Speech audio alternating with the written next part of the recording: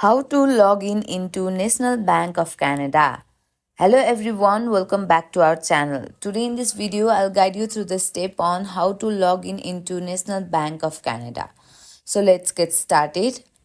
First of all, open any preferred web browser and go to the National Bank of Canada's official website nbc.ca.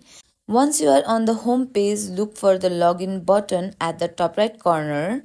Then tap on the personal.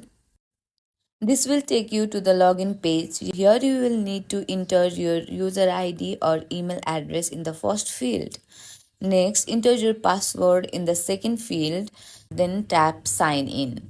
You may need to verify with your OTP, which will be sent to your registered mobile number.